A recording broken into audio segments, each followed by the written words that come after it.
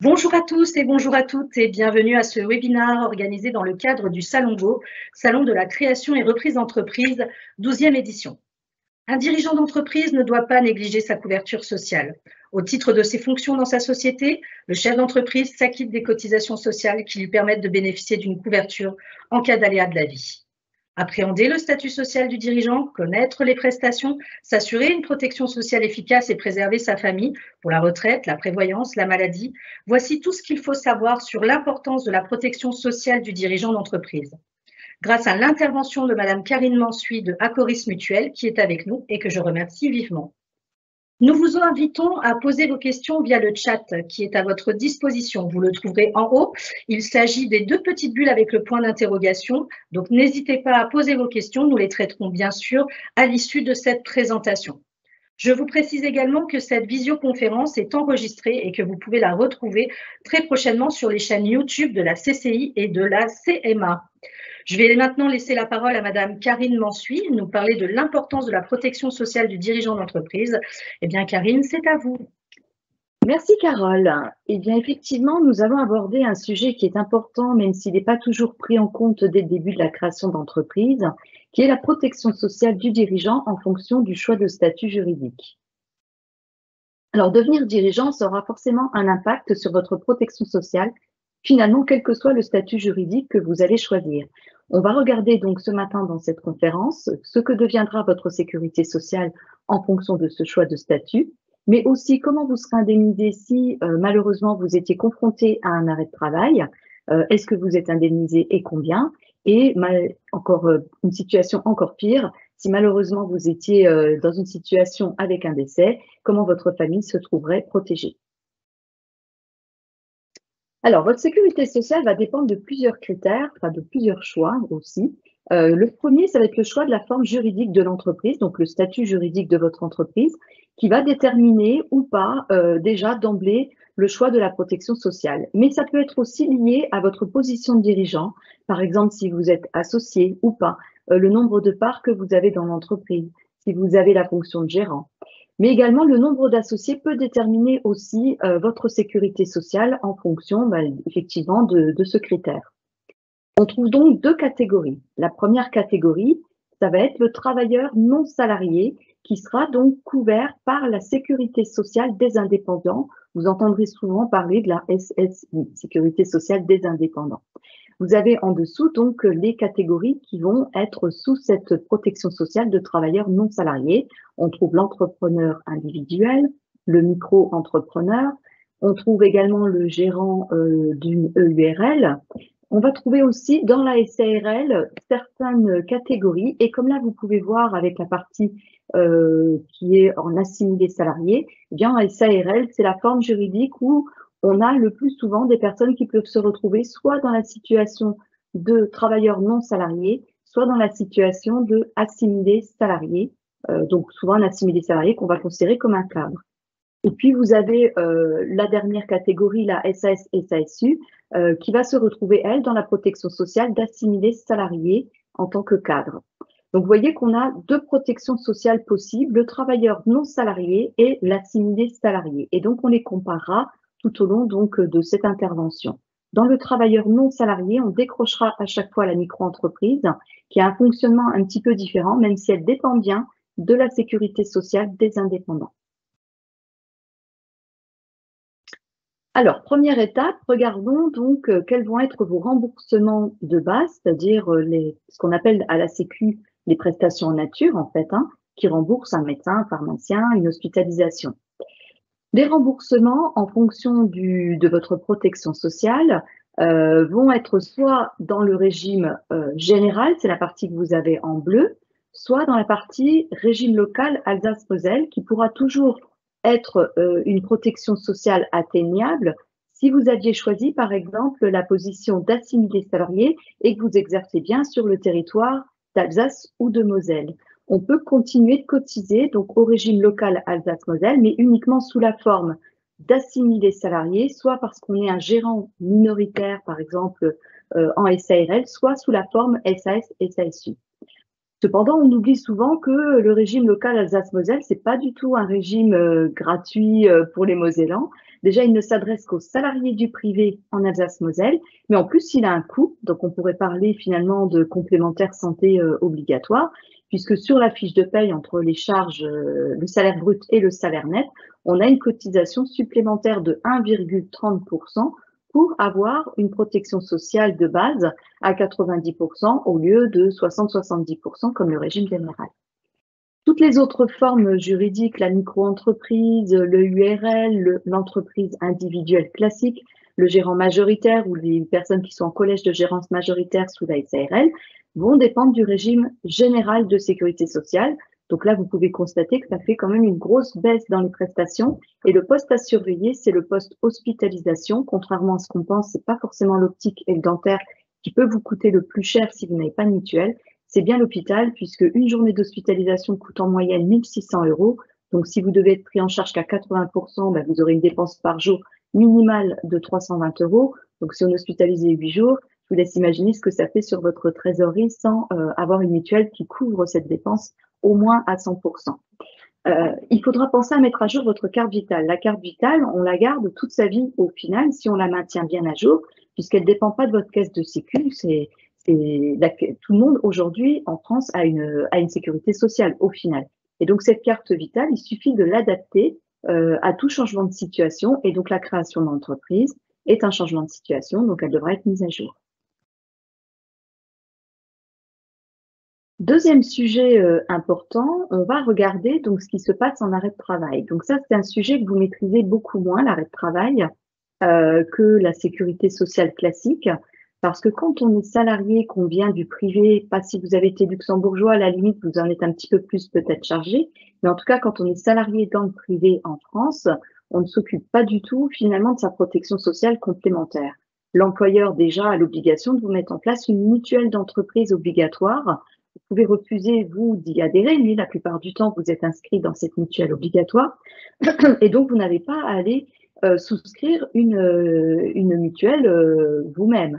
Mais c'est quand même un sujet que vous maîtrisez un petit peu. En arrêt de travail, là, vous êtes encore plus éloigné du sujet, puisque là aussi, quand on est salarié dans le privé en France, on s'occupe rarement du versement de ces indemnités journalières de sécu. Souvent, il y a subrogation, c'est l'employeur qui perçoit cette indemnisation de la sécurité sociale et qui va nous verser au final la totalité de notre revenu par deux choses. La première chose, donc, ce sont les indemnités journalières sécu qu'il perçoit pour nous. La deuxième chose, c'est que souvent dans vos entreprises, vous aviez un contrat de prévoyance complémentaire qui permettait d'aller au-delà du versement de sécurité sociale et compléter donc votre revenu. Et puis en Moselle, il y a le droit local qui s'impose aux employeurs et qui les oblige à verser l'intégralité du salaire du salarié pendant pratiquement 3 mois et donc à 100%. Ce qui fait que quand on est salarié, avec cette subrogation où on ne gère pas en direct et toutes ces couvertures qui s'empilent, finalement, on n'a jamais de perte de revenus, on ne s'intéresse pas trop au sujet et on ne sait finalement pas trop ce que couvrent les régimes de sécu. D'ailleurs, je ne vous demande pas d'y répondre parce qu'on est en vidéoconférence, mais si je vous disais aujourd'hui, un salarié en France par la sécu uniquement, il est couvert au bout de combien de jours et à combien de pourcents de son salaire? Je pense que très peu d'entre vous derrière l'écran savent répondre à cette question.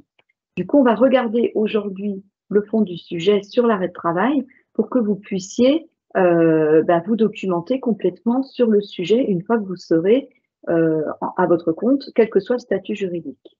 Donc, pour les indemnités journalières, la première chose à relever, c'est quel revenu sera pris en compte en fonction de mon statut juridique pour calculer un droit aux indemnités journalières en cas d'arrêt de travail. On va regarder la première catégorie, le travailleur non salarié. Et sous le travailleur non salarié, on peut avoir 3 situations différentes. La première, c'est une entreprise individuelle classique qui est sur le bénéfice, donc le revenu du dirigeant, et sur l'intégralité du bénéfice. Il n'a donc pas opté pour l'impôt société, il est uniquement sur l'impôt revenu. C'est la totalité de ce bénéfice net qui va être pris en compte pour le calcul donc de ces indemnités journalières en cas d'arrêt de travail. Deuxième situation, ça peut être la rémunération du gérant. Par exemple, c'est une entreprise individuelle, mais cette fois qui a une option pour l'impôt société ou une URL à l'impôt société ou une SARL, effectivement, qui a l'impôt société de fait. Là, on part pas du bénéfice, mais de la rémunération du gérant, donc ce qu'il se verse. pour calculer les indemnités journalières. Et dans cette situation, il y a aussi toujours une indemnité journalière minimale calculée par la Caisse, puisque ce sont des régimes dans lesquels on verse toujours des cotisations sociales minimales, qu'on soit sur une entreprise individuelle ou sur une société type SARL, URL, par exemple. Troisième situation, on est sur la micro-entreprise. La micro-entreprise ne déclare à tout le monde que son chiffre d'affaires. Par contre, les impôts vont calculer le revenu fiscal forfaitaire d'un micro-entrepreneur après le calcul d'un abattement fiscal forfaitaire de charges. Et donc, vous avez un calcul du revenu qui fonctionne comme la partie en vert que vous avez d'afficher sur le diaporama, en pourcentage en fait du chiffre d'affaires. Si vous avez une activité qui inclut de la fabrication, de l'achat-vente, de l'hôtellerie, de la restauration, votre revenu sera calculé uniquement sur 29% du chiffre d'affaires. Donc, vous encaissez 100, le revenu il est égal à 29 €. Sur de la prestation de service, le revenu sera calculé sur 50% du chiffre d'affaires et les professions libérales, ça sera calculé sur 66% du chiffre d'affaires. Mais je peux aussi avoir un revenu qui vient de deux sources différentes. Par exemple, j'ai un journal d'encaissement achat-vente, mais en même temps, j'ai un journal d'encaissement prestation de service. Il faudra donc que je calcule sur cette base-là mes deux revenus minimum forfaitaires et que je les additionne pour calculer la totalité de mon revenu fiscal qui servira de base au calcul de mes prestations sociales dont font partie mes indemnités journalières. Et puis quatrième situation, l'assimilé salarié. Donc l'assimilé salarié, par exemple, sous la forme de la SAS, SASU ou un gérant minoritaire dans une société, donc il va se rémunérer via une fiche de paye. L'assimilé salarié, lui, pour ses indemnités journalières, va partir du salaire brut pour le calcul. Ensuite, il peut y avoir, c'est ce que vous avez en jaune, d'autres situations qui peuvent ouvrir des droits. Par exemple, être polyactif. Polyactif, c'est par exemple, je reste salarié, mais en même temps, j'ai une micro-entreprise. Là, du coup, il y a des sources de revenus qui arrivent de deux endroits et qui peuvent ouvrir des droits dans les deux endroits. Vous pouvez aussi percevoir l'ARE, le maintien de droit à Pôle emploi. Pendant que vous êtes en ARE à Pôle emploi, vous allez maintenir des prestations sociales, dont le droit aux indemnités journalières en cas d'arrêt de travail. Ce droit aux indemnités journalières en arrêt de travail sera calculé sur vos anciens droits salariés, en fait, donc la rémunération que vous aviez auparavant. Alors, maintenant qu'on a vu sur quelle base de revenus allaient être calculées vos indemnités journalières, on va aller regarder finalement quels sont vos droits aux indemnités journalières en fonction des trois situations. Dans le tableau, vous avez la situation du régime réel en premier lieu, donc l'entreprise individuelle classique sur le bénéfice, la SARL majoritaire, le URL par exemple. Au milieu, vous avez le micro-entrepreneur et en dernière catégorie, vous avez le président de SAS et SASU.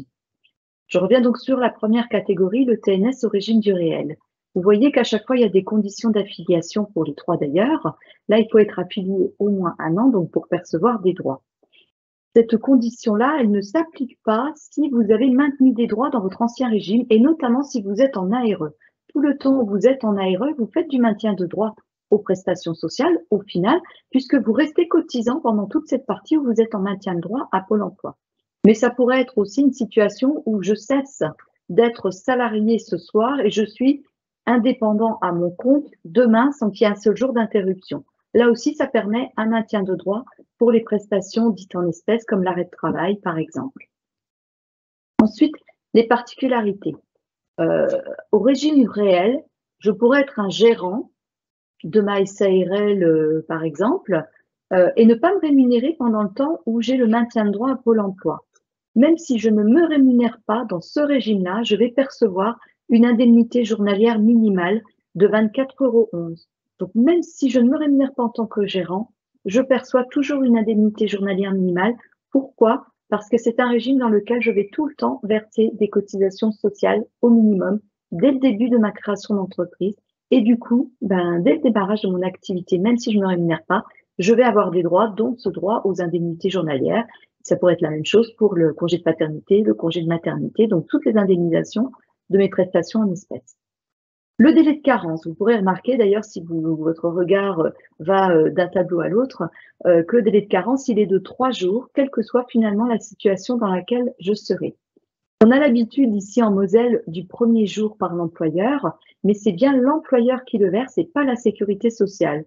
Donc demain, comme vous êtes votre propre employeur, si vous voulez maintenir un premier jour, quel que soit le statut juridique choisi, ça va sortir de votre poche et d'aucune autre poche. Donc en fait, c'est pas tout à fait un avantage dans le choix des créations d'entreprise, puisque en fait, la Sécu m'indemnise toujours après 3 jours. Le calcul, que je sois dans une situation ou dans l'autre, le maintien de mon revenu n'est jamais supérieur à 50%, sauf si c'est un accident du travail ou une maladie professionnelle. Quand je suis salarié ou assimilé salarié en président de SAS et de SASU, je vais cotiser à nouveau de façon obligatoire pour l'accident du travail et la maladie professionnelle qui améliore un peu la prise en charge de 50% du revenu pour les arrêts classiques. Quand je suis en régime du réel ou en micro-entreprise, c'est sur option uniquement que je vais pouvoir cotiser à l'arrêt de travail ou à la maladie professionnelle. Mais je peux donc y cotiser de la même manière qu'en SAS et SASU, par exemple, ou en assimilé salarié global. Sauf que là, je dois mettre en place l'option. Si vous allez sur le site Amélie, qui restera donc votre site d'accueil pour vos remboursements, si vous allez sur le site Amélie, eh bien, vous allez retrouver effectivement le formulaire pour aller faire le droit d'option accident du travail ou maladie professionnelle quand vous êtes dans la catégorie TNS régime réel ou micro-entrepreneur. Le montant de mon indemnisation au régime du réel. Donc, comme je le disais, il y a toujours une indemnité journalière minimale, même si je ne me rémunère pas en tant que gérant. Donc, je démarre à 24,11 € par jour et tous les jours sont comptés, samedi, dimanche compris, quand je suis en arrêt de travail, sur une période qui va, par exemple, je sais pas, d'un mardi à un autre mardi. Tous les jours sont comptés, week-end, jours fériés compris. Au maximum, je ne peux pas avoir plus de 60,26 € par jour dans ce régime. Ça veut dire que pour certaines personnes, comme c'est plafonné, finalement, l'indemnité journalière sera peut-être inférieure à 50% de mon revenu. Je bascule maintenant dans la catégorie micro-entrepreneur. Donc, on a vu les choses qui sont semblables, 50% de mon revenu, 3 jours de franchise. Ça ne change pas par rapport au régime du réel.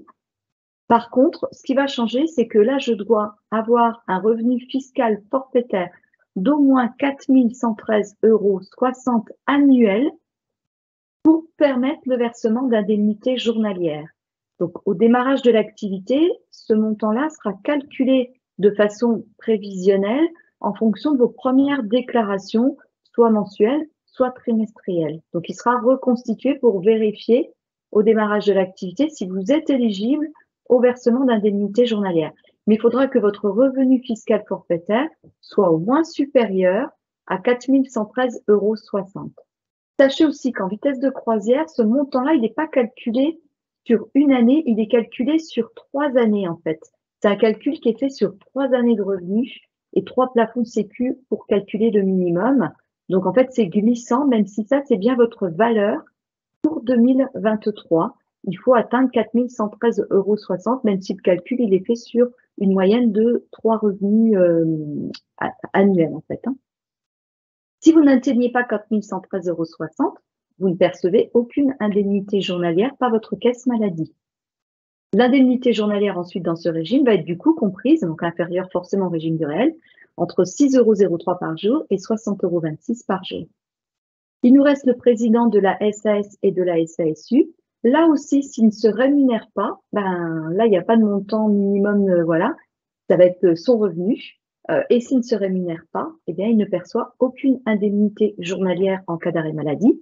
Ça sera exactement la même chose en cas d'invalidité, en cas de congé de maternité, en cas de congé de paternité. Un président de SAS et SASU qui ne se rémunère pas ne perçoit aucune indemnité, prestation en espèces de sa caisse maladie. Le maintien, le délai de carence, on a vu que c'était pareil, 3 jours, 50% du revenu. Et le montant maximum d'indemnisation par jour d'arrêt ne peut pas être supérieur à 51,70 €. Ce que ça doit vous apprendre, c'est que quelle que soit la situation de statut dans laquelle vous allez être, vous ne percevrez jamais plus, sauf si accident du travail ou maladie professionnelle et que vous avez bien pris l'option, 50% de votre revenu au mieux, puisque comme les montants sont plafonnés, eh bien, ça peut être moins que 50% de votre revenu pour certains dirigeants d'entreprise. Et si vous devenez invalide? Là, on se dit, ben, si je suis invalide, d'autant plus Si ce je suis reconnu ne pouvant plus exercer aucune activité professionnelle, on tombe dans cette catégorie dès un taux d'invalidité de 66%. Ben, là, est-ce que je peux prétendre à une indemnisation supérieure à 50% de mon revenu? Et en cas de décès, est-ce que les régimes de sécu prévoient quelque chose pour protéger ma famille? Alors, vous voyez la première ligne, TNS assimilé salarié, des garanties identiques sauf en cas de décès. Ça veut dire que pour l'invalidité, quel que soit le choix de mon statut juridique, TNS assimilé salarié, j'ai les mêmes prestations invalidité. Il y a deux tranches. Il y a l'incapacité partielle, ça peut être une incapacité au métier, mais qui n'empêche pas une reconversion professionnelle. Et il y a l'incapacité totale d'exercice, donc là, qui va être versée à partir d'un taux d'invalidité de plus de 66%, et là, on ne peut plus du tout travailler. Et donc, je vais m'attacher surtout à cette catégorie qui fait forcément un petit peu peur. Et là, qu'est-ce que vous pouvez remarquer? C'est que, au mieux, sauf si c'est un accident du travail, une maladie professionnelle ou que j'ai besoin de l'aide d'une tierce personne, je ne perçois pas plus de 50% de mon revenu annuel moyen et qui est aussi plafonné comme tout à l'heure à 21 996 € annuels. Donc, pareil, pour certaines personnes, ça fera moins ou bien moins que 50% de leur revenu puisqu'il y a un montant plafond.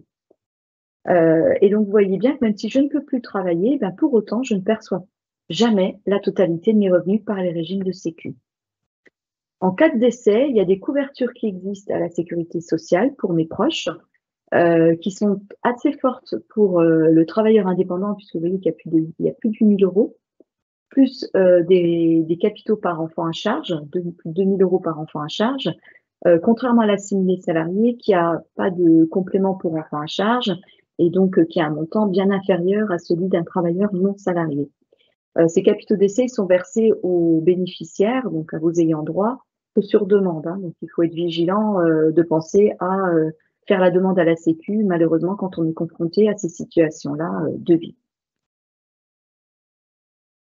Donc, vous l'avez remarqué, les régimes de base ne sont pas là, effectivement, pour couvrir l'intégralité ni de vos dépenses de santé, surtout si vous êtes au régime général, ni de vos revenus en cas d'arrêt de travail, d'incapacité, d'invalidité, voire de décès.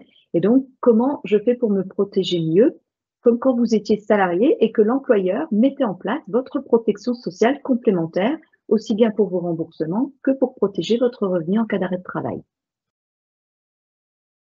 Alors, couvrir les dépenses de santé, surtout si vous dépendez du régime général, je vous l'ai vendu déjà un petit peu tout à l'heure, mais une journée d'hospitalisation, 1 600 € en moyenne, dépense pour vous en l'absence d'une mutuelle en étant au régime général, plus de 80% de taux, 360 € par jour minimum de dépenses à l'hôpital si vous n'avez pas de mutuelle. Prendre la mutuelle quand on est indépendant, c'est se poser plusieurs questions. La première question, ça peut être à votre cessation d'activité salariée en France, si vous étiez bien dans la mutuelle entreprise, vous aurez le droit à la portabilité de votre ancien contrat. Cette portabilité, elle peut vous amener jusqu'à 12 mois de portabilité en fonction de votre ancienneté. Et donc, pendant ces 12 mois, vous et vos anciens ayant droit sur le contrat, restez assurés gratuitement sur ce contrat. Et même pendant le temps où vous avez créé, si vous avez pris le maintien de droit à Pôle emploi et non pas le capital fait sortir des règles de Pôle emploi en quelque sorte où on ne doit plus de compte à Pôle emploi. Donc, on n'est plus dans la catégorie demandeur d'emploi et donc on ne peut plus conserver sa portabilité. Mais si vous avez pris l'autre option, c'est-à-dire le maintien de droit pendant votre création d'entreprise, vous pourrez conserver la portabilité de votre mutuelle et de votre ancien contrat de prévoyance pendant 12 mois. Je vous invite à vérifier que vos employeurs qui gèrent pour vous tous ces contrats-là mettent bien en place vos portabilités pour la mutuelle, mais aussi pour l'ancien contrat de prévoyance complémentaire que vous aviez dans l'entreprise, puisque la portabilité porte bien sur les deux. Et si vous êtes en arrêt pendant votre maintien de droit à Pôle emploi, vous aurez besoin du complément de votre ancien contrat de prévoyance pour maintenir 100% de votre revenu et non pas que 50% comme les régimes de sécu le font. Mais après, choisir votre mutuelle, votre contrat de mutuelle, c'est aussi regarder dans quel cadre fiscal on peut le mettre. À part en micro-entreprise, tous les autres statuts vont permettre d'aller chercher des contrats en défiscalisation, mais il faut que vous soyez sous le bon contrat pour pouvoir avoir ce cadre fiscal qui va permettre que la cotisation du contrat soit déductible de vos revenus imposables chaque année. Et puis, vous pouvez aussi vous poser en fonction de votre situation, si vous êtes dans une situation un petit peu fragile en attendant, vous pouvez aussi vous poser la question, suis-je ou pas éligible à la complémentaire santé solidaire? Cette complémentaire santé solidaire va vous permettre d'avoir accès à un contrat de mutuelle, en gros complémentaire, à moindre coût, voire quasiment gratuite. Donc, vous pouvez regarder CSS, complémentaire santé solidaire sur Google, vous trouverez les points. Vous pouvez venir vous renseigner dans nos mutuelles puisque ce contrat peut être porté par des mutuelles, ce qui est le cas dans la mutuelle que je représente aujourd'hui, pour vous renseigner si vous pouviez être éligible par ce contrat de mutuelle plutôt que de dépenser, ce qui fera forcément une dépense plus importante, un contrat de mutuelle autre. Et on va surtout regarder comment couvrir la partie de revenus non indemnisés par votre Sécu, pour faire simple, les 50% de revenus non couverts. Je vous propose de regarder le cas de Monsieur Bretzel, qui est né en 95, qui réalise un chiffre d'affaires annuel de 69 000 euros. S'il optait pour la micro-entreprise, son revenu serait égal à 29% de son chiffre d'affaires, puisqu'il est sur de la fabrication, traiteur, et donc du coup, il aurait un revenu de 20 000 euros. Si il prend le cas d'une micro-entreprise, d'une URL, pardon, ou d'une SASU, il compte aussi se verser un revenu annuel de 20 000 euros par rapport à son chiffre d'affaires de 69 000 euros. C'est cohérent, donc il devrait pouvoir se sortir 55 euros par jour si je prenais 20 000 euros et que je les divisais par 365 jours pour calculer son revenu journalier.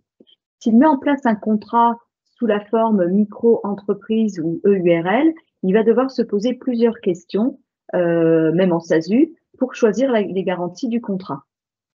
Ces questions, c'est par exemple, quelle franchise?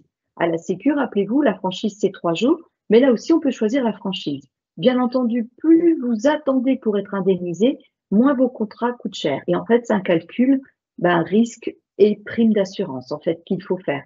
On va aussi choisir le montant de l'indemnisation. Ça ne peut pas dépasser votre prévisionnel de revenus, donc 20 000 euros, mais on pourrait aussi se dire, je m'assure que pour 15 000. Ça, c'est tout à fait possible.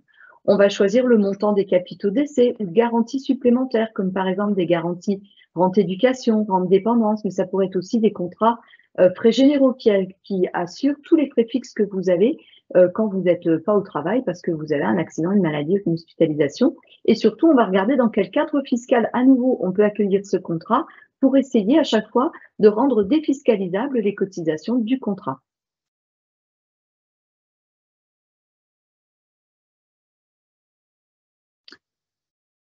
Je vous propose de regarder le contrat type qu'on pourrait faire à Monsieur Bretzel si c'était mis par exemple en EURL ou en micro-entreprise. Sa base de garantie, c'est le revenu annuel à couvrir, donc les 20 000 euros tout en haut de revenus qu'il a annuellement.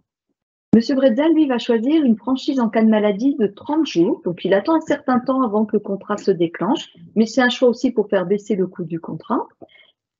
Sa franchise, par contre, en cas d'accident ou d'hospitalisation, va être amenée à 0 jours. Donc, ce qui lui permet, là, quand il ne peut pas être dans l'entreprise, de pouvoir un contrat qui se déclenche tout de suite. Sa rente, si son taux d'invalidité est supérieur à 66%, donc il ne peut plus du tout travailler, va bien être égal à la totalité de son revenu annuel, donc 20 000 euros. Par contre, si c'est une invalidité partielle, il ne touche que 60%. Il a bien une invalidité aussi en cas de taux inférieur à 33%. Il a un capital d'essai à plus de 20 000 euros. Et donc, ce contrat-là, souvent, quand je demande quel va être le coût du contrat, dans la salle, les gens vont me répondre 200 euros par mois, 80 euros par mois, parce qu'en fait, on n'a pas connaissance finalement du coût de ces contrats. Donc, le coût de ce contrat pour Monsieur Bretzel, il serait de 24,77 € par mois. Et s'il n'était pas en micro-entreprise, il pourrait en déduire 21,67 € par mois.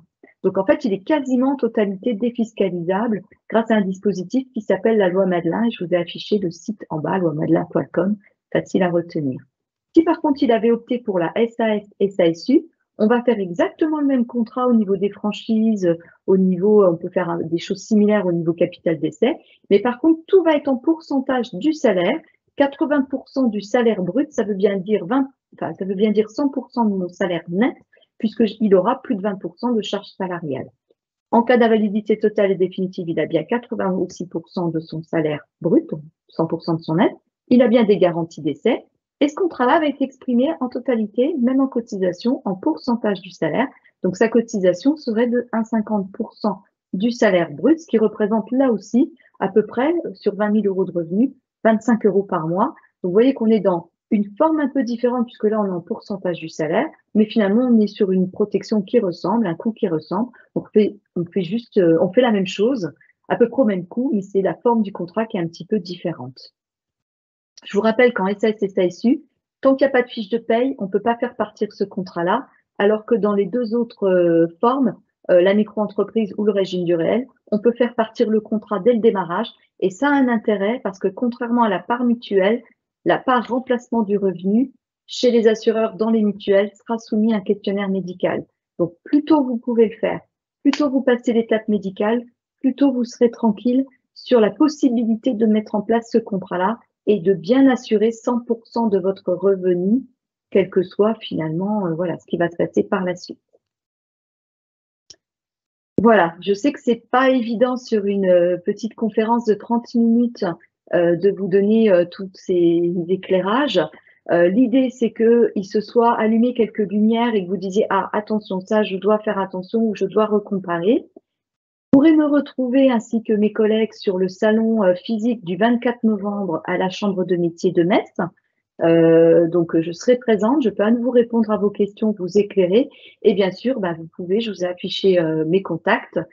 Pour ceux qui ne peuvent pas aller au salon, notamment le 24 novembre prochain, on peut continuer d'échanger individuellement, c'est quand même le plus simple. Je tiens aussi une permanence sociale à la CCI 57 à Metz, donc vous pouvez aussi demander à la Chambre de commerce un rendez-vous lors de ces permanences sociales directement à la CCI. Voilà, écoutez, maintenant on va reprendre des questions qui ont pu être posées sur le chat. Merci beaucoup, Karine. Une belle présentation, très claire. Enfin, voilà. Donc, je suppose que vous avez des questions et comme le dit Karine, hein, elle est à votre disposition pour y répondre lors de cette présentation. Et bien sûr, vous pouvez la retrouver aussi bien au Salon Go qu'en permanence. Elle est bien sûr à votre écoute. Alors, on a eu une première question qui a été posée tout à l'heure concernant une personne qui rentre dans un dispositif salarié démissionnaire, hein, démission reconversion, en vue en fait de créer sa micro-entreprise. Elle se demande si elle se donc afin en fait d'être indemnisée au titre de l'ARE, hein, et elle se demande si elle doit cotiser en plus au titre du TNS alors qu'elle sera couverte par son régime, par ses indemnités. Donc, c'est une personne qui, a priori, choisirait le régime du réel, en fait, si elle se pose la question si elle doit cotiser pendant le temps où elle a son maintien de droit à l'ARE. Alors, on n'abordait pas ce matin les cotisations dans d'autres interventions que je fais, notamment pour le compte des chambres consulaires. J'interviens aussi sur la part cotisation parce que le choix du statut juridique implique aussi de mettre en parallèle, finalement, le coût de la protection sociale de base. Mais effectivement, le régime du réel est un régime où on va cotiser dès le début d'activité, peu importe si on a son ARE ou pas qui est mise en place. Mais du coup, ces cotisations vont participer dès le démarrage à ta protection sociale, puisque comme on va cotiser, on va d'emblée pouvoir être éligible aux indemnités journalières par la caisse maladie des travailleurs indépendants, la sécurité sociale des indépendants, à une rente en cas d'invalidité de ce côté-là, à valider de la retraite de base. La retraite de base est identique chez un travailleur non salarié qu'un salarié, donc c'est la retraite qui vient d'être mise en réforme, donc on va aller alimenter cette retraite, donc augmenter finalement ses droits à la sortie. On va aller alimenter une nouvelle retraite complémentaire par point de travailleurs indépendants. Donc oui, on sera obligé de cotiser dès le démarrage, mais en soi, on est déjà dans une protection sociale de base. Et j'en parle des fois des personnes qui peuvent avoir des soucis de santé et qui auront peut-être du mal à mettre en place des protections prévoyance complémentaires. Le fait là d'être éligible automatiquement et du coup à la Sécu sans questionnaire médical à des indemnités journalières peut être aussi peut-être quelque chose qu'il faut mettre en perspective pour le choix de son statut juridique. Elle se demande également, est-ce qu'elle va être au régime local ou au régime général au titre de sa micro-entreprise? Alors, en micro-entreprise, on va, comme le régime du réel, basculer au régime général. Je rappelle, pour que ce soit clair, en fait, que le régime local ne s'applique en Alsace et en Moselle qu'aux salariés du privé. Donc, il y en a beaucoup d'autres qui travaillent en Alsace et en Moselle qui n'ont pas accès au régime local. Je rappelle aussi que le régime local n'est pas gratuit puisque tous les salariés du privé payent une cotisation supplémentaire, une charge supplémentaire sur leur fiche de paye, équivalent à un taux de 1,30% du salaire brut pour avoir droit finalement à une prise en charge à 90% au lieu de 70%. Alors, nous avons énormément de questions, Karine. La seconde concerne une personne qui me dit, alors, en cas de grossesse pendant la première année de la création d'entreprise, en micro-entreprise, comment ça se passe? Alors déjà, il faut que, alors on n'a pas abordé la maternité, mais il y a un webinaire spécial femmes qui va tourner, donc je vous invite la personne qui a posé la question à aller le suivre. Je peux commencer un petit peu à répondre. Déjà, il faut qu'on ait des droits d'ouvert comme pour les indemnités journalières, donc pas d'interruption dans les régimes, c'est mieux. Et ensuite, l'indemnisation, ben, effectivement, va dépendre de la catégorie dans laquelle vous êtes, régime du réel, en micro-entreprise ou effectivement sur la SAS et SASU. Sur le régime du réel ou en micro-entreprise, il y a toujours une indemnisation minimale. Elle est différente si je suis au régime du réel ou en micro-entreprise, mais il y a toujours en maternité, comme pour d'ailleurs le congé de paternité, une indemnisation minimale. En SAS et SASU, si je ne me rémunère pas, je n'obtiens pas de droit à être indemnisé pour mon congé de maternité, par exemple. Mais je vous invite à aller suivre la conférence que je vais tenir sur les couvertures pour les femmes. Merci, Karine. On a Nathalie qui nous dit, si on est en RQTH, la mutuelle, est-ce qu'elle acceptera d'indemniser, et notamment avec majoration? Alors, c'est vraiment variable, hein. Moi, on voit pas, en fait, quand on fait remplir un questionnaire médical pour de la prévoyance, on n'est pas censé voir les informations médicales qui sont sur ce questionnaire. Alors, c'est vrai que vous pouvez très bien le remplir à côté de nous, etc. Mais c'est quelque chose de confidentiel que vous pouvez d'ailleurs remplir avec votre médecin traitant, le mettre sous pli confidentiel.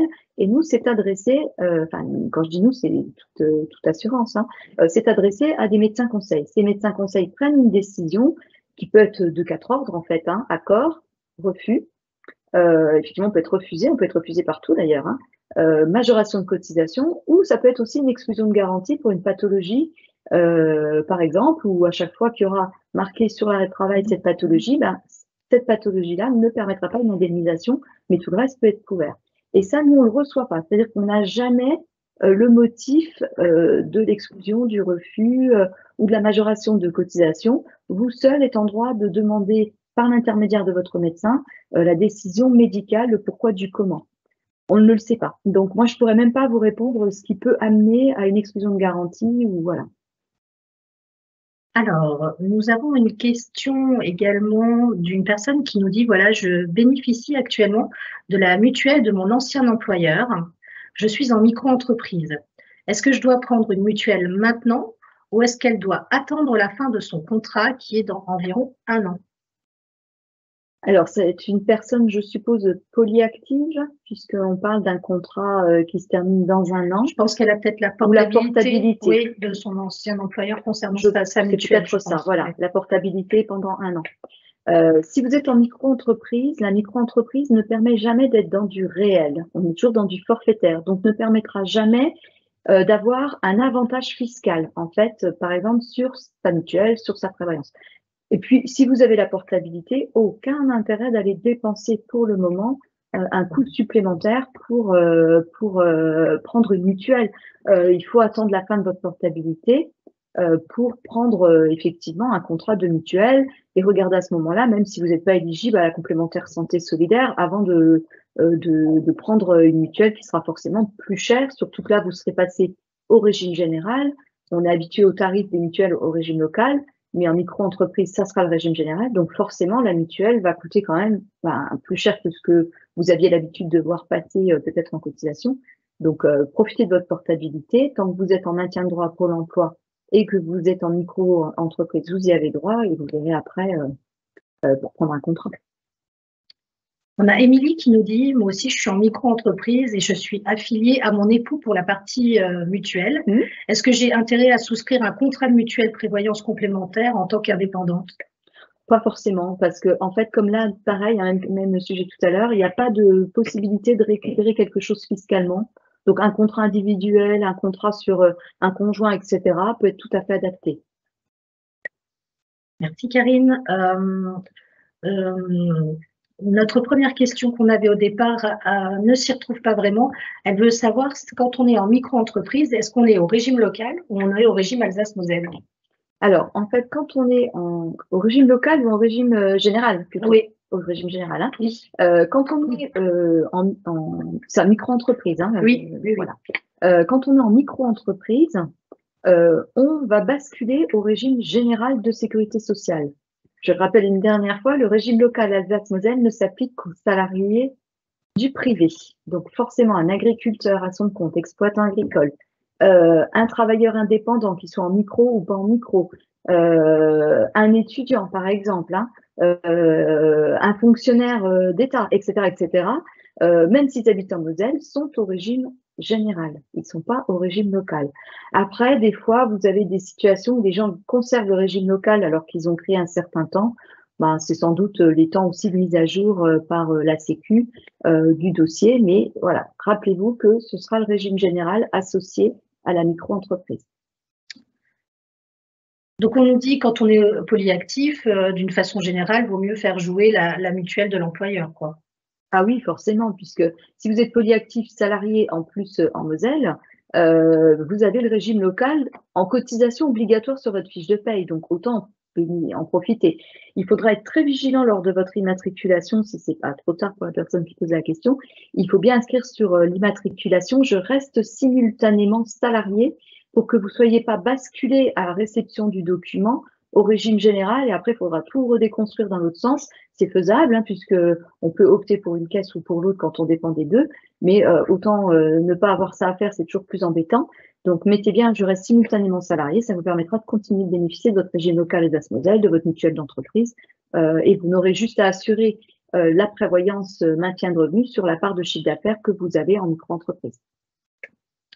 Alors, on a une question encore de Nathalie qui nous dit « Si on a une portabilité de droits mutuels la première année et qu'on crée une micro-entreprise au bout de nos droits Pôle emploi, a-t-on à nouveau des droits pour la mutuelle ou doit-on en prendre une ?»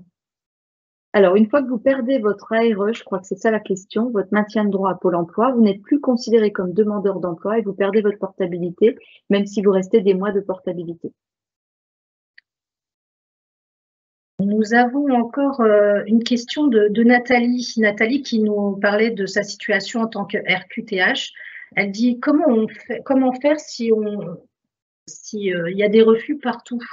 Alors, c'est là où c'est important, Nathalie, peut-être que vous ayez des entretiens individuels sur la partie protection sociale avant le choix de statut juridique. Quand je travaille avec mes équipes marché professionnel qui s'occupent ensuite de vous pour vos études, vos mises en place de contrats, on regarde justement ces états-là. En fonction de votre convention collective, il y a certaines conventions collectives qui permettent de ne pas présenter un questionnaire médical. Donc là, ça dépend de votre activité, etc. Et donc peut-être que là, on peut vous inciter à aller vers une forme d'assimilé salarié pour que justement, il n'y ait pas ce sujet de questionnaire médical. S'il n'y a pas cette possibilité-là, on va peut-être effectivement regarder avec vous s'il ne serait pas judicieux de passer sur le régime du réel pour qu'au moins vous soyez assuré, quoi qu'il en soit, par la sécurité sociale avec au minimum les 24,11 € par jour d'indemnité journalière. Rappelons-nous qu'à la sécurité sociale, c'est une obligation de cotisation et donc du coup, il n'y a pas de questionnaire médical. Donc, quel que soit votre état de santé, au régime du réel, les 24,11 € par jour, ils vous seront dus. Donc ça, vous êtes sûr au moins d'y être éligible. Donc c'est à réfléchir en fonction de votre activité, de quelle convention collective vous dépendrez, etc. Cas par cas, là, il faut prendre un rendez-vous. Merci beaucoup, Karine. Nathalie, vous l'aurez compris, n'hésitez pas à venir discuter, échanger avec Karine sur votre situation. Elle est là donc forcément pour vous répondre. En tout cas, merci pour vos questions. Voilà, je pense qu'on a fait le tour. Merci beaucoup, Karine, pour cette belle et claire présentation. Donc, nous arrivons au terme de ce webinaire et nous vous remercions pour votre participation active. Bien sûr, vous pouvez retrouver cette visioconférence sur les chaînes YouTube de la Chambre de commerce et de la Chambre des métiers. Et puis, n'oubliez pas que le Salon Go n'est pas fini. Vous pouvez encore assister à de très nombreuses visioconférences sur des sujets très variés, dont notamment la protection sociale pour les femmes chefs d'entreprise. Karine l'animera très prochainement. Bien sûr, vous pouvez rencontrer l'ensemble des intervenants en présentiel vendredi 24 novembre dans les locaux de la Chambre des métiers et de l'artisanat. Retrouvez l'ensemble du programme sur www.salon-go.fr et retrouvez donc Karine le 24 qui se fera un plaisir d'échanger avec vous sur votre projet. Nous, il nous reste à vous souhaiter une excellente continuité dans votre projet et puis un très bon salon. À bientôt.